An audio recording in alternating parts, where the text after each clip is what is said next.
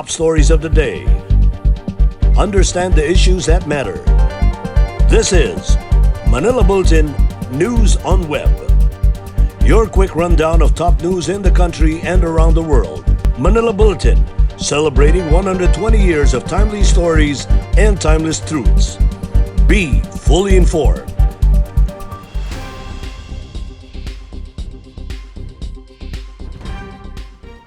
Hi, I'm Barbie Atienza. This is MB Now, and here are your news on web. In President Rodrigo Duterte's latest public address, he admitted having difficulty in fighting corruption in the bureaucracy, saying there seems to be no end in sight. The president also expressed anew his desire to resign, being frustrated with the lingering corruption in government. Our Malacanang senior correspondent Jeneline Cabiling has the details. Is President Rodrigo Duterte giving up the fight against corruption? Addressing the nation Monday night, the president admitted having difficulty fighting corruption in the government, saying there seems to be no end in sight. Duterte has offered anew to resign after expressing frustration with the lingering corruption in government. Ayaw ko kung sabihin ko ito sa inyo. I offered to resign as president. Pinatawag ko yung lahat ng sabi ko na kasi nagsasawa na ako. In my years of government, wala nang katapusan itong sa mayor. But being mayor is just a small organization. Talagang wala nang katapusan itong corruption. Mahirap talaga pigilin. Duterte lamented that even the alleged pastillas bribery scandal plaguing the Bureau of Immigration has continued despite the ongoing investigation. Kasi mga pastillas hanggang ngayon, even with the investigation or the clamor for government to shake the tree, wala.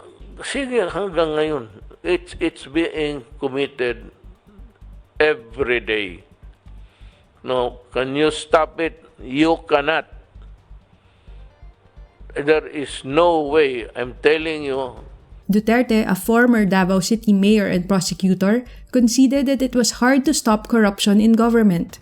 The chief executive specifically mentioned the Land Registration Office, said to be notorious for its alleged corrupt practices. Nandyan pa rin. And it starts even dyan sa yung land registration. You are really notoriously, even in the provinces, of sometimes the employees run to that mill of the grid of bureaucracy, mag-invento ng mga peke na dokumento. Marami dyan. Yang I prosecuted about 7 itong putang inang land registration. Back in 2018, the president said he was mulling about stepping down from office, admitting he was tired of battling corruption in government. Duterte said he was having doubts if he could stamp out the endemic corruption in government. For MB Now, this is Jeneline Cabiling reporting. President Duterte also warned the country's 2 telco players to shape up with their services before the end of the year, anticipating the opening of classes next month where students would have to rely on gadgets with a good internet connection as they shift to alternative learning. He also called on local government officials not to make it difficult for telcos to build towers and other facilities. Here again, our Malacanang senior correspondent Jeneline Cabiling for the details. President Duterte has reminded telecommunication companies about improving their signals before the end of the year. In a televised address Monday night, the president asked the telcos to improve their services, especially as the country prepares for the opening of classes next month. He noted that the students would have to rely on gadgets as they shift to alternative learning during the coronavirus pandemic. In the coming days, we have to talk about this. We have to talk about this seriously, actually. This has been bugging the country for so long. It pisses me off to no end, really, to be discussing this telcos. Because ang karamihan, walang service dito, walang service doon. I said a chicken or egg thing. Whether it's because of the absence of the towers, they are not allowed to build or erected, or itong walang kapasidad itong telcos to invest more. The president said Filipinos have long complained of not getting their money's worth from the country's telco services. Ang telco from the beginning, or the telcos, right from the beginning, we're already being complained of as not delivering the money's worth of the people. I don't know how to go about this, but I just appeal to yung mga telecommunications. So, can you do a better job? Is there life after this kind of service that you are delivering to the public? Duterte also called on local government officials not to make it difficult for telcos to build towers and other facilities that will help enhance the country's connectivity. He said the operations and expansion projects of telcos have been hindered by having too many requirements at the local level. Yung iba, well, for one reason or another, hindi naman lahat. Medyo, and of course, most of the mayors are good. I'm not referring to them. I'm referring sometimes to the locals, barangay, making it hard for the telcos to improve.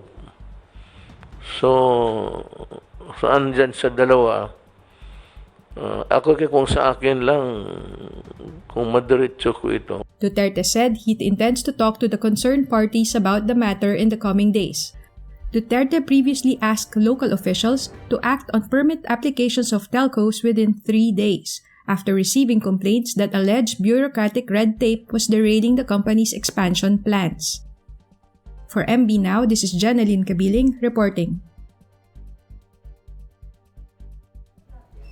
It was not just the telco players in the country that received stern warning from President Duterte, but also Facebook, whom, according to the president, took down the government's advocacy accounts and pages. Duterte asked Facebook what was its purpose in the Philippines if it cannot help the government in its advocacies. Our Malacanang correspondent, Argil Heducos, tells us more. President Duterte threatened to stop the operations of Facebook in the country after it took down what he referred to as the government's advocacy accounts and pages last week. Duterte made a statement after Facebook took down 2 networks of fake Facebook accounts supposedly used to mislead people. Some 155 of these fake accounts were traced to Fujian, China, while another 57 were linked to the Philippine military and police. In his late-night public address, the president said Facebook included several of the government's accounts used to educate the people about the threat of the Communist Party of the Philippines, New People's Army, and the National Democratic Front. The chief executive asked Facebook what was its purpose in the Philippines if it cannot help the government in its advocacies. Facebook, listen to me. We allow you to operate here, hoping that you could help us also. Now, if government cannot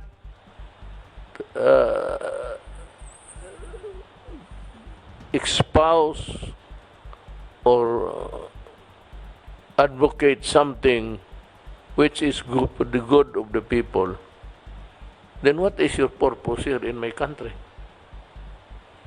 Tapos yung left, ini-encourage kayo, then you believe in the left, and to the point of almost make a sweeping move to yung sa health, website ng health, military, we're fighting a war.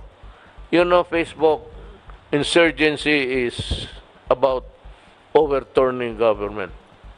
According to Duterte, who became president due to his popularity in social media networks like Facebook, no one can dictate the government what it can and cannot do.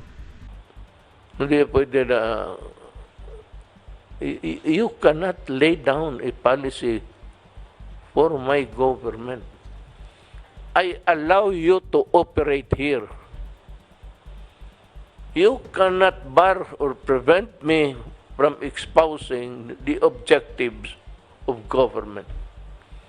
No government in this wide world espouses killing or execution or whatnot. But you know that there is a left, that the left is the National Democratic Front. In a statement last week, Facebook said it removed the said accounts for violating its policy against foreign or government interference, which is coordinated inauthentic behavior on behalf of a foreign or government entity. Malacanang said on Wednesday that it is one with Facebook in advocating the truth and dismissing disinformation, lies, or hatred, but added that the platform should exercise prudence in its actions.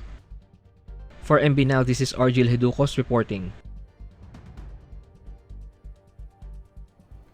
Filipinos who are weary of the monotony of staying home for months amid the COVID-19 threat may now have the option of booking for short leisure vacations in hotels. Tourism Secretary Bernadette Romulo Puyat recently signed an administrative order amending the guidelines on the operations of accommodation establishments for staycation purposes under a general community quarantine or GCQ. The order now allows staycations for persons of all ages except for those with underlying medical conditions and provided that they are COVID-free based on a rapid antigen test conducted on the same day of their check-in. Under the amended guidelines, the DOT only allows accommodation establishments to operate for staycations if they are not concurrently being used as quarantine or isolation facilities for repatriated overseas Filipino workers or returning overseas Filipinos, or as quarters for health workers. Only those hotels which have been granted with a 4 or 5-star rating and those with certificates of authority to operate for staycations by the DOT are allowed to operate under the market trend. These establishments must adhere to the guidelines on guest handling, including the maximum number of guests per room, as well as health and safety standards for ancillary establishments. Worry about getting infected with the coronavirus disease remains high in Filipinos, as revealed in the latest Social Weather Station or SWS survey. Among 1,249 respondents found that 85% of adult Filipinos are worried in a survey conducted from September 17 to 20. Although the survey was administered when most areas of the country were already under the modified general community quarantine, SWS said that it is similar to July 2020. It added that compared to its past surveys, worry about catching COVID-19 is greater than worries about catching previous viruses such as Ebola, swine flu, bird flu, and severe acute respiratory syndrome or SARS. Data were gathered through mobile phone interviews of adult Filipinos 18 years old and above. In Metro News, Manila, LGU, now able to detect IgG and IgM of individuals tested for COVID-19. More market vendors in Antipolo to undergo swab testing after one contracts COVID-19. And Caloocan City to give 66,000 free tablet devices to students. More in this report. The local government of Manila is now able to detect IgM antibodies of those availing of its free serology COVID-19 testing following the arrival of its IgM reagents. Previously, the city's Abbott machines could only detect IgG antibodies, which could not say if an individual has an ongoing infection. Mayor Francisco Isko Moreno Dumagoso on Monday said that detecting IgM antibodies of individuals who are being tested for COVID-19 will play an important role because it will indicate a recent or active infection if someone has developed antibodies in response to the virus. For those who want to avail the city's free serology testing services, can go to its drive-through testing center at Luneta Grandstand as there is an ongoing construction at the Sloton site. The city government of Antipolo continues its targeted COVID-19 testing for market vendors after one tested positive for coronavirus. Over the weekend, a vendor at TriStar Agora Market tested positive for COVID after being subjected to the rapid antibody test, which resulted in his immediate isolation. The vendor was among the 48 market vendors working in the same market who turned positive in the rapid testing, prompting the city health office to subject them for swab testing. Next to be tested are vendors at Sumulong Market in Masinag and 3A Boys Market in Peña Francia in Barangay Mayamot. The provincial government has also made rounds in different public markets around the province to conduct COVID-19 testing for all vendors and tenants. The Caloocan City Government will give 66,000 tablets devices to city's public schools from grade 9 to grade 12 for the upcoming blended learning system. Mayor Oka Malapitan made the announcement on his State of the City address. He mentioned the importance of education, especially since the blended distance learning is being implemented. Meanwhile, kinder to grade 8 students will also be given free modules. Here are the top news in other parts of the country. First COVID-19 case confirmed in Batanes. Central Visayas to remain under MGCQ. And 7 suspects convicted for deadly 2016 Rojas Night Market bombing in Davao City. More from this report. The provincial government of Batanes confirmed the province's first coronavirus disease case on Tuesday, September 29, after a locally stranded individual was found to be positive for the deadly virus. It was the first ever confirmed COVID-19 case in the island province since the pandemic broke out in March. The patient was a 29-year-old male who returned to Batanes last September 22. He was asymptomatic and is now under strict isolation at a local resort. With the province's first confirmed infection, authorities have called on local residents to observe minimum health and safety protocols. The Department of Health in Central Visayas has made a recommendation to keep the region under Modified General Community Quarantine or MGCQ from October 1 to October 30. The region has continued to log COVID-19 cases, but the figures were lower compared to that in previous months. But despite the lower number of COVID-19 cases, DOH-7 said that the public must remain vigilant.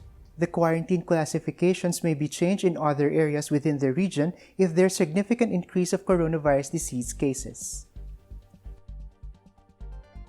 A regional trial court in Taguig City found guilty on Monday 7 of the accused in the Rojas City night market bombing in Davao City 4 years ago. The court sentenced them to reclusion perpetua and to jointly pay damages to the families of the 15 deceased victims and 69 injured victims.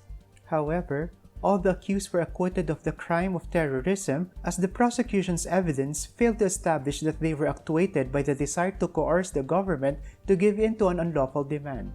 In a statement, Acting City Mayor Sebastian Z. Duterte said the city government welcomes the conviction of individuals who perpetrated the September 2, 2016 deadly terror attack in Rojas Night Market. And now in world news, World Health Organization wants 120 million rapid virus tests for poorer states. Mexican police clash with pro-abortion protesters.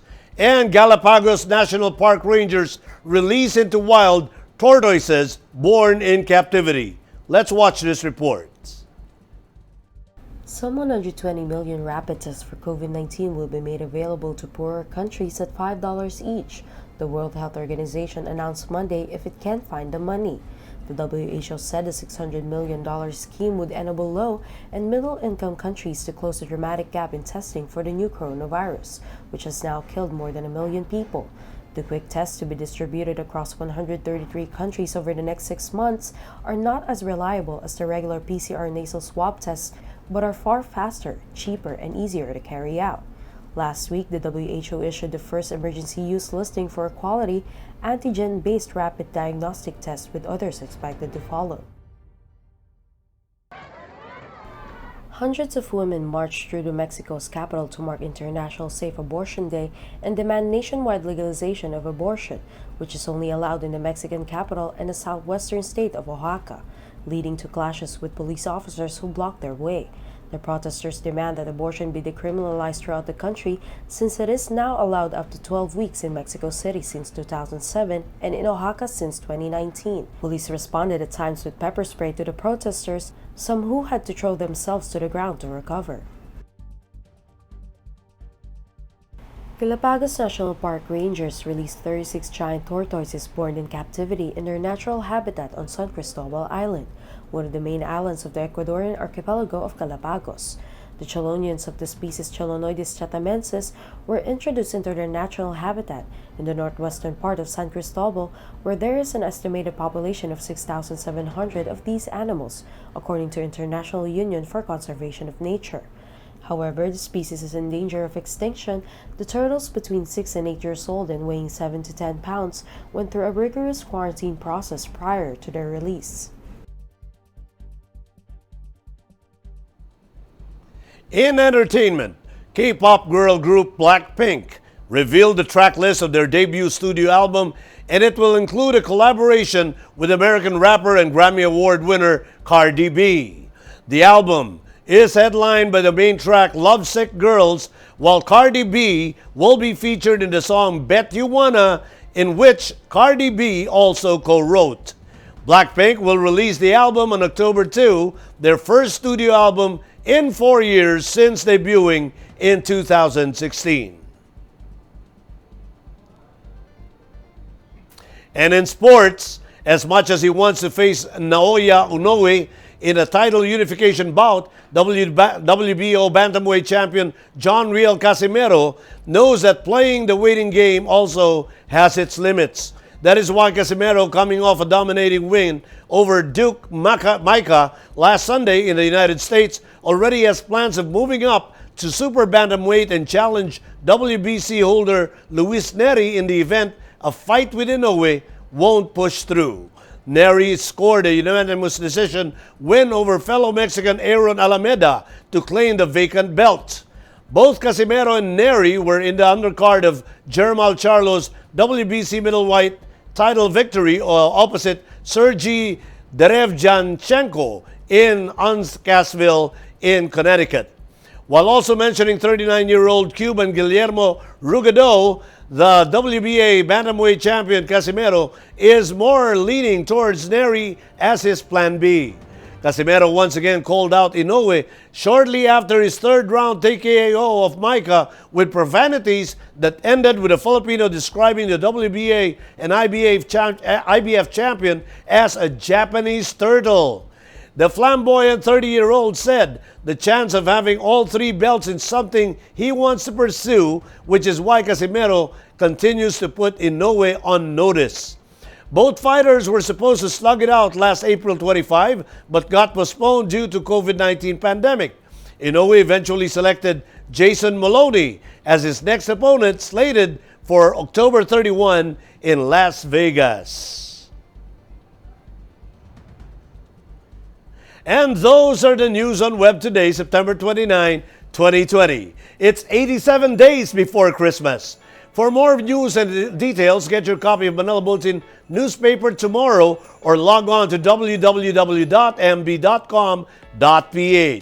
You may also subscribe to our newsletter through the link on this video's caption to have the day's latest news delivered to your inbox.